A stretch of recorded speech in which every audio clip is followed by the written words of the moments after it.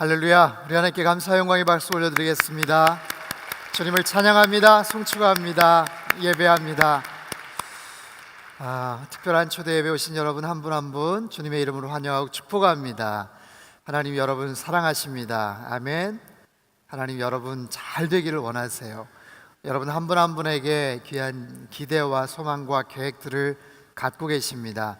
오늘 예배를 통해서 주님 만나시고 또 주님 안에서 참된 평강과 또 위로를 경험하는 복된 시간 되실 수 있기를 바랍니다. 11월 한 달 동안 시편 산책이라는 타이틀로 시편의 말씀들을 우리가 살펴보고 있습니다. 지난주는 호흡이 있는 모든 자들 하나님을 찬양할 것을 명하신 그 말씀에 대해서 살펴봤습니다. 말씀을 시작하기에 앞서서 여러분들에게 한 가지 제가 퀴즈를 좀 내려고 합니다. 혹시 여러분 성경에서 하나님께서 가장 좋아하시는 과일이 하나 있는데 혹시 뭔지 아세요?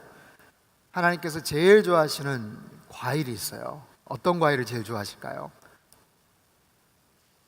선물을 드릴까요? 맞추시면 제일 좋아하는, 하나님께서 제일 좋아하시는 과일. 답을 안 하셔서 제가 그냥 정답을 말씀드리겠습니다. 감입니다. 감을 하나님께서 좋아하시더라고요. 감사드리세, 감사드리세, 하나님께 감사드리세. 썰렁했나요? 죄송합니다. 어떤 분은 뭐 천도복숭아라고 얘기하는데 감사 이 단어는 사실 뭐 과일 이름하고는 상관이 없지만 분명한 것은 하나님께서 정말 좋아하시는 그런 단어예요. 하나님만이 아니라 아마 우리 모든 사람들도 이 단어를 좋아할 겁니다. 누군가 나에게 와서 감사의 표현을 한다는 것 좋은 거죠. 그리고 뭔가 감사의 제목들이 있어서 언제나 감사할 수 있는 삶이 펼쳐진다면 그것 또한 기쁜 것이겠죠. 감사할 수 있는 삶. 과연 여러분은 어느 정도 일이 벌어져야 감사를 할 수 있을까요? 감사할 일들이 많으면 물론 당연하게 감사하겠지만 나는 어느 정도 어떤 상황 속에서 나는 감사할 수 있을까? 아니, 누가 감사할 수 있을까? 당연히 감사해야 될 그런 사람은 누구일까요? 올 한 해를 이제 서서히 올해 한 해가 저물어 가는데 최고의 어떤 활약을 펼치고 대단한 신기록을 세웠던 어떤 운동선수? 당연히 감사해야 되겠죠. 최근에 어떤 인기 오디션 프로그램에 그 탑 3 안에 든 그 형제들 감사해야 되겠죠. 어떤 주식이 대박이 난 사람들 감사해야 되겠죠. 그렇게 바라던 반쪽을 드디어 만나서 올해 결혼을 했던 노총각, 노처녀들 감사해야 되겠죠. 이제 이번 주 목요일 날 수능인데 정말 오랫동안 준비하고 애써서 공부했던 그 수능 시험 잘 봐서 원하는 학교에 들어가는 수험생들 당연히 감사해야 되겠죠. 감사해야 되겠죠. 감사해야 될 분명한 이유가 있으니까.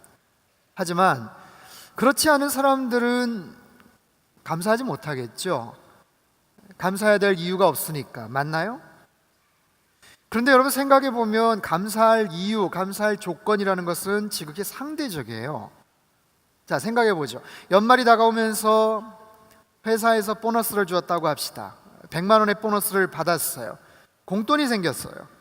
감사해야 되겠죠. 당연히 감사해야죠. 그런데 알고 봤더니 다른 사람은 200만 원, 300만 원 보너스를 받았어요. 그래도 감사할 수 있을까요? 아니, 잘 생각해 보니까 작년에는 나도 200만 원, 그 전에는 300만 원 받았던 것 같아요. 근데 올해는 100만 원 보너스를 받았어요. 손에 100만 원을 들고도 감사하는 마음은 별로 들지 않을걸요? 오히려 나를 무시하나? 왜 작년보다 적게 줬지? 여러분, 감사의 조건이라는 것은 이처럼 상대적인 것입니다. 어떤 사람은 1년간 정말 살아오면서 감사할 제목이 하나도 없다라고 말하는 사람이 있을 거예요. 그런데 반대로 정말 너무너무 감사할 제목들이 차고 넘친다고 말하는 사람이 아마 있을 겁니다. 여러분은 어느 쪽에 속하십니까? 오늘 설교 제목은 감사할 이유를 찾으십니까? 라는 제목이에요. 나도 감사하고 싶은데 더 감사할 이유가 있어야 감사하지. 혹시 이런 분들이 있나요? 혹시 내 삶 속에 아직 내가 찾지 못해서 감사하지 못하는 혹시 그런 상황 가운데 계신 분들, 여러분 오늘 이 말씀을 잘 듣고 감사하는 인생, 감사하는 그런 계절이 될 수 있기를 바랍니다. 오늘 본문은요 시편 136편입니다. 전체는 26절이에요. 근데 길어서 한 16절까지만 읽었어요. 그런데 각 절마다 굉장히 다양하고 충분한 이유를 대며 감사의 고백을 하고 있습니다. 근데 매 절마다 동일한 후렴구가 반복이 돼요. 그 인자하심이 영원하시도다. 그 인자하심이 영원하시도다. 본 시편은 서로가 주고받는 그런 형식입니다. 유월절이나 다른 명절 때 레위인들이 앞부분을 선창을 하면, 감사의 제목을 선창하면 후반부는 성가대원이나 회중들이 그 인자하심이 영원하시도다 하고 따라하는 그런 형식이에요. 그분의 인자하심, 헤세드라는 단어죠. 이 단어는요 그의 피조물의 필요에 은혜를 베푸시는 창조주 하나님의 자비, 그런 뜻이에요. 창조주 되신 하나님께서 피조물 된 모든 피조물의 그 필요에 응답하시는 것, 당신의 피조물 된 우리들이 필요한 모든 것들 구하고 하나님 앞에 간구할 때 채워주시는 그 하나님의 특별한 사랑, 그런 의미입니다. 그러면서 하나님께 감사하는 이유를 계속해서 밝히고 있어요. 오늘 보면 1절에서 3절까지 말씀을 같이 한번 읽어보도록 하겠습니다. 1절에서 3절까지 말씀입니다. 같이 읽죠. 시작. 여호와께 감사하라. 그분은 선하시며 그 인자하심이 영원하시다. 신들의 하나님께 감사하라. 그 인자하심이 영원하시다. 주의 주께 감사하라. 그 인자하심이 영원하시다. 자, 감사하는 이유, 그분은 선하시기 때문에, 그분은 인자하시기 때문에, 그 하나님이 누구시냐면 신들의 하나님이시기 때문에, 주의 주가 되시기 때문에, 가장 위대하고 가장 높은 신들, 으뜸이 되는 신, 그 하나님은 바로 그런 분이시기 때문에 감사한다라는 고백이에요. 여러분, 신앙생활은요 우리가 어떻게 하느냐에 따라서 신앙생활은 그냥 단순한 교회 생활이 될 수도 있고 믿음 생활이 될 수도 있어요. 내가 분명히 신앙생활을 하는데 그냥 교회만 왔다 갔다 하는 그런 교회 생활이 되느냐, 아니면 진심으로 내 마음속에 내가 믿는 하나님에 대한 그런 믿음의 고백을 가지고 살아가는 참된 믿음의 사람이 되느냐, 그것은요 내가 믿고 고백하는 그 하나님이 어떤 분이신지를 아는 것에서 출발을 합니다. 여러분 어떠세요? 하나님에 대해서 무엇을 알고 계십니까? 하나님은 어떤 분이신가요? 우리가 예배를 드리고 말씀을 가까이 할수록 하나님이 어떤 분이신지가 느껴져요. 하나님에 대한 느낌과 여러 가지 지식들이 쌓이게 됩니다. 하나님의 능력, 하나님의 성품, 하나님의 계획, 나를 향하신 하나님의 의도, 이런 부분들을 깨달으면서 그 하나님과 친밀한 교제 관계를 쌓아나가는 거죠. 그 하나님이 선한 분이시기 때문에, 나를 사랑하시기 때문에, 나에게 능력이 있으셔서 능력을 베푸시는 분이시기 때문에, 때론 내가 서운한 일, 섭섭한 일을 당해도, 때론 내 기도 응답이 더디 이루어질지라도 우리는 기다릴 수가 있고 그 하나님의 선한 의도를 신뢰할 수가 있는 거예요. 그 하나님이 어떤 분이신지를 알기 때문에. 저희 둘째가 초등학교 1학년 때 손에 조그마한 사마귀가 있어서 피부과 병원을 한번 찾아간 적이 있었어요.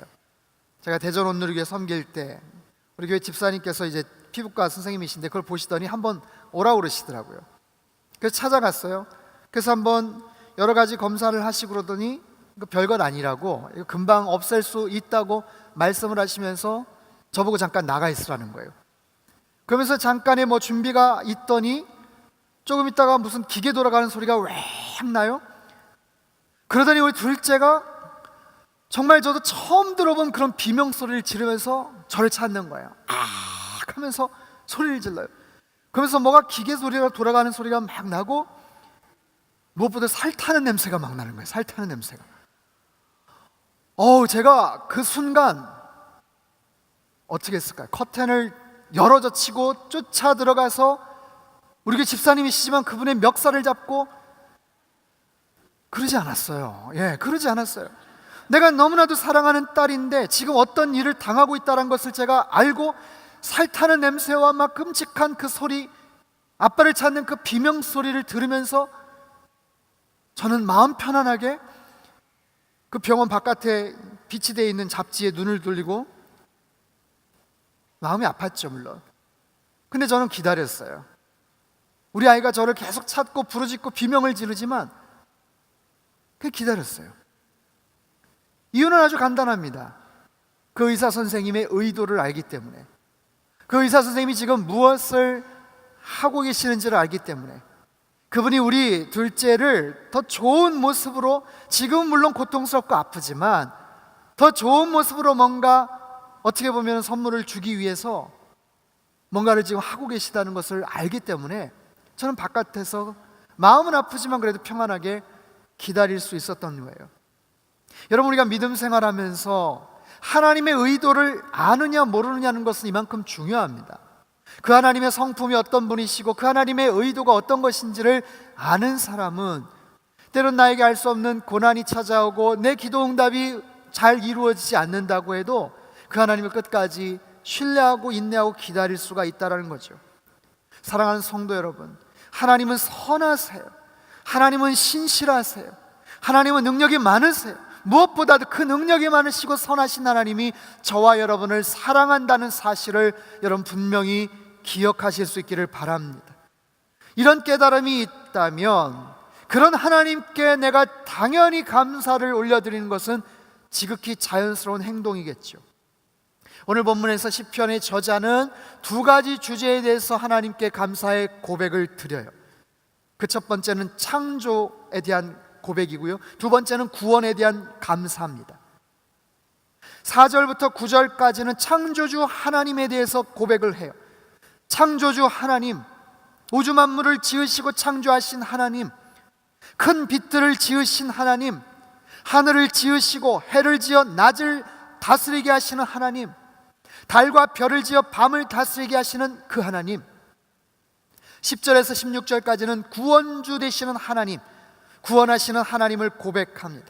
특별히 이집트에서 강한 손과 펴신 팔로 구원하신 그 하나님, 도저히 건너갈 수 없었던 홍해바다를 가르셨던 하나님, 그 사이를 지나가게 인도하셨던 하나님, 뒤에서 쫓아오는 바로와 그 군대를 빠뜨리시고 그 백성을 광야로 인도하시는 그 하나님, 하나님께 감사하라 감사하라.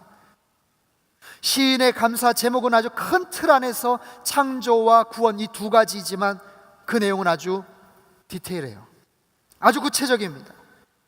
창조와 구원, 이것은 아주 중요한 감사의 제목이고 우리가 해야 될 감사의 이유겠죠. 그들 뿐이겠어요? 시편 기자만의 고백이겠어요? 저와 여러분도 마찬가지의 고백이 필요하죠. 그 하나님이 나를 창조하셨어요. 그 하나님이 저희들에게 생명을 주셨다고요. 이 땅에 태어나게 하신 그 하나님, 또한 이 땅에 살게 하시되 주님을 만나서 구원을 얻게 하신 그 주님. 이스라엘 백성들은 특별히 구체적으로 출애굽 사건에 대해서 언급을 하지만 애굽에서 종살이하며 애굽의 속박에 살았던 그들을 구원해 주신 그 하나님을 찬양하지만 저와 여러분, 죄와 사망과 율법과 거짓과 이 세상의 모든 악의 수렁텅이에서 우리를 건져 주신 구원주 되시는 그 하나님, 창조와 구원, 이것은 우리가 마땅히 드려야 될 본질적인 감사의 제목이에요. 사랑하는 성도 여러분, 이 두 가지 사실 항상 기억하며 언제나 그 하나님께 감사의 고백을 드리실 수 있기를 바랍니다. 다른 어떤 사실이 이 두 가지 감사 제목보다 절대로 크지 않아요. 그 어떤 문제나 어려움이 있어도 나에게 지금 생명을 주시고 나에게 호흡을 주시고 나를 구원하신 그 하나님을 찬양하는 일에 방해가 되지를 않는다고요. 날마다 이 두 가지 사실을 기억해야 돼요. 여러분, 우리가 일상에서 더 구체적으로 감사의 삶을 살고 감사의 이유를 찾기 위해서는요, 필요한 게 한 가지가 있어요. 감사의 이유를 찾는 것 이전에 감사의 내 마음을 방해하는 요소가 무엇인지를 찾아야 돼요. 여러분, 감사의 반대말은 뭘까요? 감사함의 반대말은 불평, 아마 불만, 뭐 이런 단어겠죠. 감사라는 단어가 있고 불평과 원망이라는 게 있어요. 어떻게 보면 극과 극이에요. 그런데 이 감사에서 불평과 원망으로 그냥 가지 않아요. 반드시 중간에 거쳐가는 중간 다리가 있어요. 그것은 바로 당연함이라는, 익숙함이라는 그런 표현입니다. 당연함과 익숙함을 통해서 감사에서 불평과 원망으로 가더라고요. 처음에는 감사했던 일인데 점점점 익숙해지다 보니까 당연해지는 거예요. 점점점 당연해지다 보니까 조금씩 거기서 불평과 원망이 발견이 되는 거예요. 제가 오래전에 신학교 다닐 때 아침에 몇몇 분들하고 같이 종로학원에 영어 강의를 들으려고 수강 신청을 했어요. 그래서 아침에 새벽에 일찍 일어나서 아무튼 거기까지 가야 되는데 이제 뭐 차가 없으니까 대중교통을 이용해야 되잖아요. 근데 아무튼 뒤늦게 어떤 분이 합류를 했는데 그분이 차를 갖고 있었어요. 그래서 너무 감사하게 버스 타지 않고 시간 들이지 않고 그분 차를 이용해서 아침에 영어 학원을 다닐 수가 있었습니다. 너무 감사했어요. 어떨 때 추운 날 그냥 편안하게 가는 거예요. 그 감사의 마음이 한 5일, 일주일 지나고 나니까 익숙해지는 거예요. 익숙해져요. 그러면서 점점 당연하게 여겨지더라고요. 근데 거기서 끝나지 않았어요. 그분이 어떨 때 학원에 못 가거나 아니면 분명히 만나기로 했는데 안 나올 때 저도 마음속에서는 불평과 원망이 나오더라고요. 분명히 약속한 그 시간, 맨날 좀 똑같이 그 시간에 좀 정해서 좀 나오시지, 왜 맨날 꼭 5분씩 늦으실까, 이런 불평과 원망이 얼마 전만 해도 감사하다라고 했던 그 입에서 그런 원망과 불평이 나오는 것을 봤어요. 여러분, 우리 삶 속에서요, 이 당연함이라는 생각은요, 하나의 영적 바이러스와도 같아요. 당연하다라는 생각이 드는 순간 우리는 감사를 잊어버립니다. 더 나아가서 불평과 원망을 하는 내 모습을 발견하게 되죠. 사랑하는 성도 여러분, 여러분 안에서 감사해야 될 제목들이 불평과 원망의 제목들로 바뀌지 않기를 바랍니다. 당연함이라는 그 바이러스가 여러분 안에 들어가서 감사의 제목들을 불평과 원망으로 바꾸지 않게 되기를 바랍니다.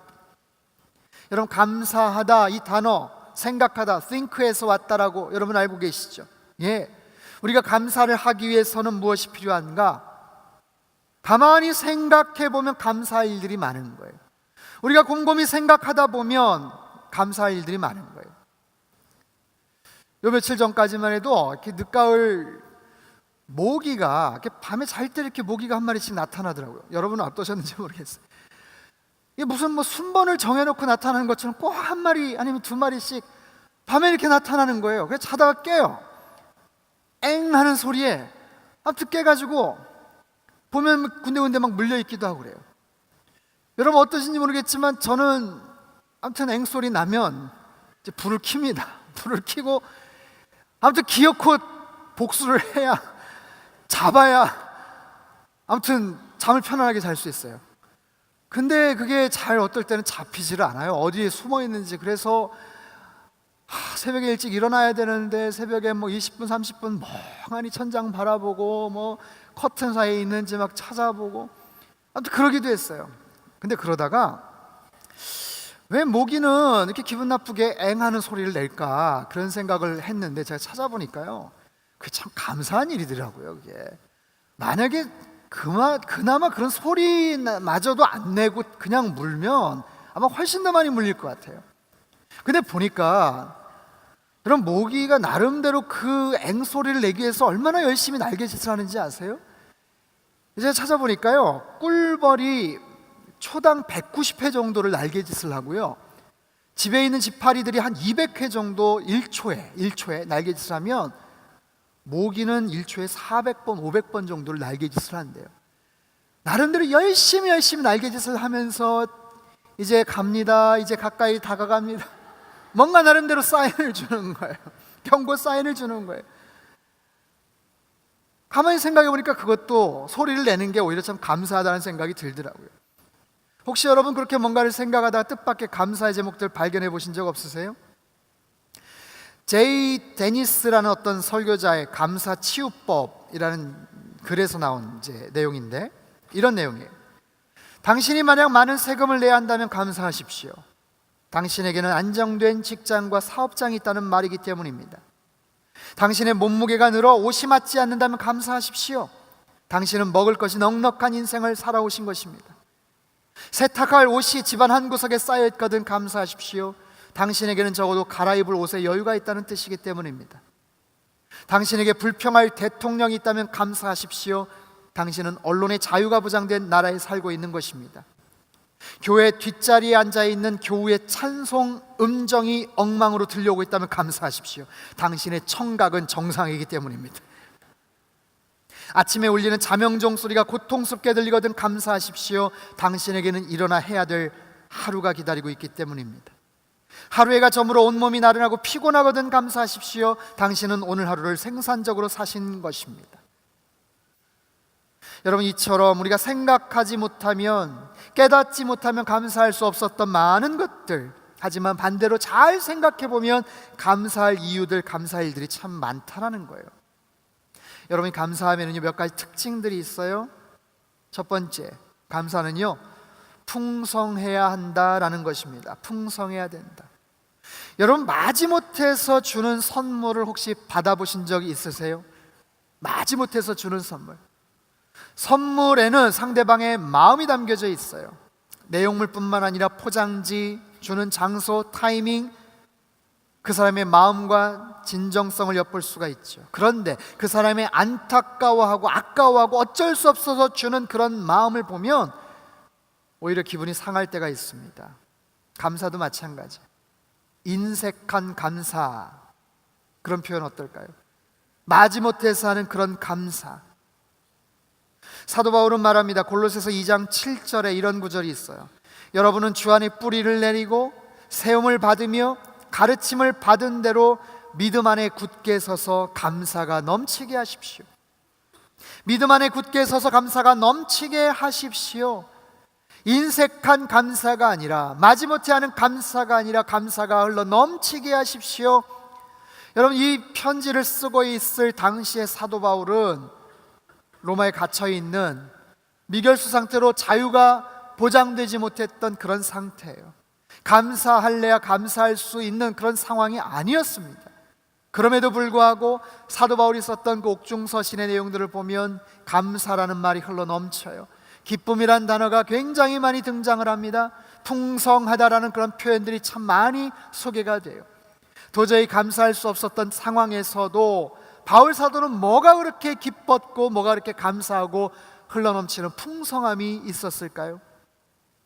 그것은 그의 환경 때문이 아니라, 그의 어떤 조건 때문이 아니라 그가 믿음의 눈으로 하나님을 바라보고 자기가 처해 있는 상황을 바라보았기 때문이에요. 여러분, 상황은요 어제나 오늘이나 비슷해요. 그런데 믿음의 눈으로 보니까 새로운 것들이 보이는 거예요. 우리가 어떤 안경을 쓰느냐에 따라서, 어떤 도수의 안경을 쓰느냐에 따라서 우리가 생활이 불편할 수도 있고 편할 수도 있죠. 어떤 색의 선글라스를 착용하느냐에 따라서 세상이 노란색으로도 보일 수 있고 검은색 또는 빨간색으로도 보일 수 있죠. 그런데 모든 성도들, 성숙한 크리스찬들은 믿음의 안경, 믿음의 렌즈를 착용하고 바라봐야 돼요. 믿음의 렌즈, 믿음의 안경을 보고 세상을 바라보면 세상에 감사할 조건들이 많이 보이는 거예요.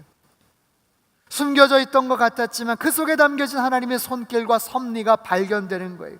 지금은 좀 더디 걸리지만 조만간 하나님께서 약속을 이루어 주시겠구나, 하나님께서 더 좋은 뜻이 계시겠구나 하면서 인내할 수 있고 그 모든 상황들을 바라볼 수 있는, 그렇게 우리 시각이 바뀔 때 우리가 하나님 앞에 더 많은 상황들을 감사할 수 있다는 것이죠.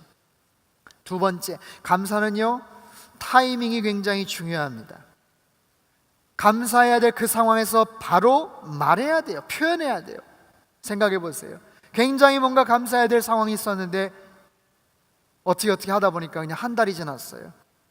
한 달 후에 만난 그분에게 저기요 지난번에 정말 감사했어요.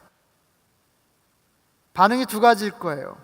만약에 기대가 없었다면, 기대도 안 했는데 만약에 그런 표현을 했다면 고마울 수도 있겠죠. 하지만 반대의 경우, 분명히 그 사람이 기대를 하고 있었는데, 분명히 전화라도 할 줄 알았는데, 분명히 메시지라도 보낼 줄 알았는데 아무런 표현을 하지 않으면 서운한 마음이 드는 거예요.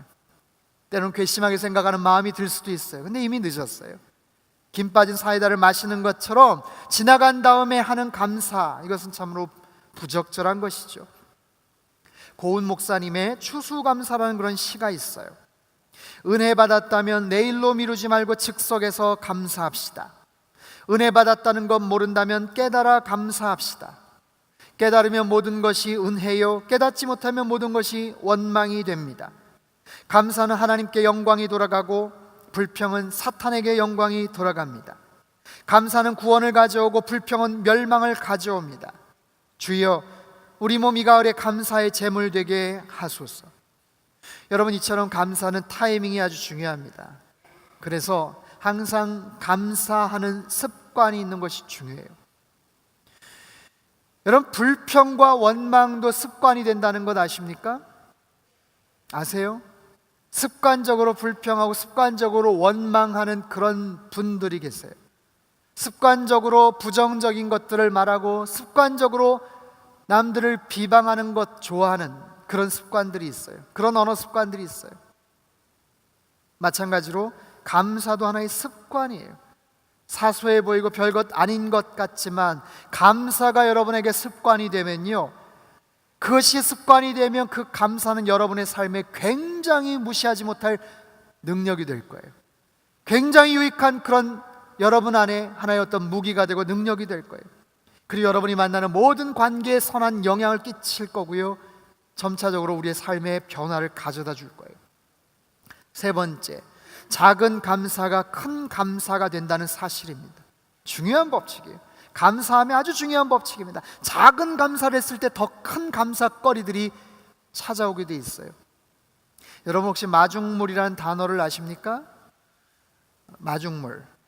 옛날에 그 우물 있었고 그 펌프가 있었을 때 펌프가 그냥 딱 말라버렸어요. 물을 뽑아내야 되는데 펌프에 물이 없어요. 그러면 조그마한 양재기나 아니면 양푼 같은 데다가 물을 담아서 거기다가 붓습니다. 아니, 지금 마실 물도 없는데, 지금 여기 펌프에 물도 없는데 그거라도 아껴야지. 아니에요. 그걸 아끼는 게 아니라 그거를 거기다 넣는 순간 열심히 펌프질을 하는 거예요. 그러다 보면 어떻게 됩니까? 그 작은 물들이 들어가서 그 안에서 더 큰 물들을 뿜어져 나올 수 있게 만들죠. 그때 처음에 붓는 그 물을 마중물이라고 하죠. 여러분, 작고 사소해 보이는 일에 감사하면 더 큰 감사거리들이 생기게 되더라고요. 여러분 어떠세요? 식당이나 레스토랑 이런 데서 음식을 사 먹고 대접을 받을 때 감사하다는 그런 표현을 자주 하시는 편이십니까? 내가 어디 샵에 가서 물건을 사고 거래를 하면서 감사하다는 그런 표현을 자주 즐겨 하시는 편이세요? 아니세요? 아니, 내 돈 내고 내가 뭘 사는데 뭘 감사할 게 뭐 있겠어요? 그런데요, 그것을 정말 친절한 그런 따뜻한 마음을 가지고 감사라는 표현을 자주 하는 그런 분들이 계세요. 어떻게 보면 굉장히 당연하고 굳이 그렇게 표현하지 않아도 될 것 같은데, 그렇게 작고 사소해 보이는 일에도 감사라는 표현을 자꾸만 하면 상대방도 기분이 좋은 거예요. 기억하고 더 좋은 서비스를 나중에는 주게 돼 있죠. 특별히 어려운 일을 당할 때, 힘든 일을 만날 때 일반 사람들 감사하지 않습니다. 하지만 여러분, 어렵고 힘든 일일 때 어렵더라도 한번 그곳에서 감사의 제목을 한번 찾아보세요. 힘들지만 그곳에서 그럼에도 불구하고 하나님께 참 감사하다라는 고백을 한번 해보십시오. 여러분, 세상의 모든 일들은요 그렇습니다. 처음이 시작이 힘들고 중간이 어려우면 결과도 마찬가지일 거예요. 되게 그래요. 그런데 하나님께서 개입하시는 일이면 처음에 힘들고 중간까지도 어려웠는데 그 마지막에 대단한 역전이 벌어질 수가 있어요. 하나님은 합력하여 선을 이루시는 분이시기 때문에 그래요. 우리가 당하는 모든 일들을 감찰하시는 그런 분이시기 때문에 그 하나님께서 어떤 특별한 계획과 섭리를 갖고 계심을 신뢰하면서 먼저 감사를 하는 거예요. 결과가 좋기 때문에 감사할 수도 있지만 먼저 감사를 함으로 인해서 더 좋은 결과를 얻어질 수도 있다라는 그런 사실이죠. 스펄전 목사님이 그런 말씀을 했어요. 한 자루의 촛불을 인하여 감사하는 자에게는 별빛을 주시고, 별빛을 인하여 감사하는 자에게는 달빛을 주시고, 달빛을 인하여 감사하는 자에게는 햇빛을 주시고, 햇빛을 인하여 감사하는 자에게는 햇빛도 필요 없는 천국을 주신다. 이처럼 작은 것에도 감사하는 자들은 훨씬 더 큰 축복과 기적을 경험하게 된다는 사실이에요. 사랑하는 성도 여러분, 여러분 혹시 감사할 이유들을 찾고 계십니까? 내 삶 가운데서 감사할 이유들이 더 많으면 나도 좀 감사하고 싶다, 혹시 그러세요? 제가 아까 말씀드렸죠. 당연함이라는 바이러스는 우리가 감사하다고 느꼈던 것을 불평과 원망으로 바꾼다고요. 뒤집어서 한번 생각해 볼까요? 그렇다면 그 당연함을 우리가 잘 생각을 하면 그 당연함을 감사함으로도 바꿀 수 있다는 거죠. 감사함을 당연함과 그 다음 스텝 불평과 원망으로 갈 수 있는 거라면, 반대로 그 당연함을 잘 들여다보면 그 당연함 속에서 당연하지가 않구나, 이것이 굉장히 감사한 일이구나 라는 그런 고백을 할 수도 있다라는 사실이에요. 묻겠습니다. 여러분 삶 속에 지극히 당연하다라고 생각했던 것들 한번 떠올려 보십시오. 여러분 주변에서 나는 그것이 너무 당연한 거야, 나는 그것을 누릴 자격이 있어, 나에게 그것이 있는 것 그게 뭐가 이상해, 그건 너무나 당연한 일이지. 하지만 당연하지 않을 수도 있어요. 나에게 있는 건강, 나에게 있는 시간, 젊음, 가족, 일터, 내가 만나는 모든 사람들, 내가 일할 수 있는 모든 공간들, 이렇게 양재오늘교회 와서 예배를 드릴 수 있는 어떤 이런 상황들, 지극히 당연한 것처럼 여러분 여겨질 수 있지만 그렇지 않을 수도 있다는 거예요. 그럴 때 우리는 거기에서 놀라운 감사의 이유와 제목들을 찾을 수가 있어요. 100주년 기념교회에서 시무를 하시는 이재철 목사님께서 그런 고백을 하셨어요. 그분이 암 수술을 하셨죠. 대장암 수술을 받으시고 수술 부위를 보호하기 위해서 정자세로 전혀 움직이지도 못하고 천장만 보고 반드시 누워 계셨다는 거예요. 절대로 움직이면 안 되기 때문에 저려오는 다리를 가족들이 계속해서 주물렀고 어떻게 도움을 주었지만 시간이 지날수록 허리가 끊어질 듯이 아팠다라는 거예요. 그리고 퉁퉁 부은 그 다리의 고통으로 인해서 뜬 눈으로 잠을 이룰 수 없었다라고 말씀을 하세요. 그러면서 이런 깨달음을 얻으셨다라고 이야기를 하시더라고요. 잠자는 동안 잠자리에서 원하는 대로 몸을 뒤척거릴 수 있는 것이 하나님의 은혜였습니다.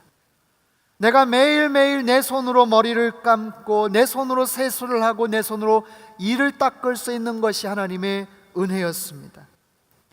내가 두 다리로 서 있을 수 있는 것 하나님의 은혜였습니다. 내가 원하는 곳을 걸어갈 수 있는 것 놀라운 감사의 제목이었습니다. 여러분, 우리가 깨닫지 못했지만 일상에서 우리가 누리는 놀라운 은혜와 감사의 제목들이 너무너무 많아요. 여러분이 생각하는 올해 최고의 감사 제목은 무엇입니까? 여러분 최고의 감사거리가 있으세요? 무엇입니까? 저는 오늘 설교를 마치면서 두 가지를 여러분께 제안하려고 합니다. 여러분 올해가 가기 전에 올 한 해 동안 여러분 주변에서 꼭 감사를 표현해야 될 분들이 아마 있을 겁니다. 생각만 하고 마음에만 있었지만 특별하게 감사의 표현을 하지 못했던 그런 분들이 있다면 올해가 가기 전에 반드시 표현을 하세요. 카드도 좋고요, 선물도 좋고요, 아니면 메시지도 좋고요, 아니면 전화로, 아니면 직접 감사했습니다라고 분명히 여러분 고백하십시오. 또 한 가지는 다음 주가 감사주일이에요. 여러분 아마 들어오실 때 감사한 봉투를 아마 받으셨을 거예요. 저는요 뭐 이런 어떤 설교를 거의 하지 않는데 여러분들이 액수하고 상관이 없어요. 하지만 적어도 무엇 때문에 참 감사합니다라는 그런 또박또박 글씨를 써서 그 돈이 얼마든지 간에 하나님 앞에 정말 감사의 마음을 담아서 다음 주에 헌금을 좀 드렸으면 좋겠어요. 하나님 정말 감사합니다, 이런 부분 때문에 감사합니다 라고 여러분들의 마음을 담아서 한번 헌금을 드려보십시오. 여러분 감사의 마음을 한번 그렇게 표현해 보십시오. 여러분, 우리가 너무나 당연하게 생각하는 것들, 이 자리에서 예배드리는 건 너무 당연한 것 같지만 건강이 여의치 못해서, 아니 CGN TV를 보시거나 그것도 여의치 못해서 주변에 다녀야 될 교회가 없어서 이민 생활을 하시거나 아니면 선교지에서 힘들게 어렵게 생활하시는 그런 분들은 얼마나 이 자리가 정말 사모가 되는지 몰라요. 여러분, 예배가 끝나고 나면 돌아갈 가정이 있으시죠? 너무나도 당연한 건가요? 그렇지만 우리 주변에 그렇게 평안한 돌아갈 곳이 없는 분들도 있어요. 집에서 혹시 말썽을 피우고 속을 썩이는 아이들이 혹시 있나요? 너무나도 당연한가요? 그렇지 않아요. 너무나도 오랫동안 아이를 갖기 위해서 기도를 하고 소망하는 그런 부부 커플도 있어요. 일할 수 있는 일터가 있나요? 당연한 것 같지만 그렇지 않은 경우들이 참 많아요. 우리가 갖고 있는 믿음이 천국의 문을 여는 열쇠라면 감사는요, 이 땅에서 천국을 경험할 수 있는 삶의 방식이에요. 믿음이 천국의 문을 여는 열쇠라면 감사는 이 땅에서 천국을 경험할 수 있는 삶의 방식이에요. 여러분이 생각했던 너무나도 당연한 것들 중에, 특별히 여러분 주변에 있는 사람들, 특별히 여러분 가족들, 너무나도 감사한데, 함께 있어줘서 감사한데, 가까이 있음에도 불구하고 감사하지 못했던, 그렇게 표현하지 못했고 고백하지 못했던 누군가에게 여러분 감사의 마음을 전하실 수 있는 그런 이번 한 달이 되실 수 있기를 바랍니다. 그런 마음속에 지극히 당연하다고 생각했던 것들 깨달아서 그렇게 감사의 표현을 하며 그렇게 올 한 해를 마무리하실 수 있기를 주님의 이름으로 축원합니다.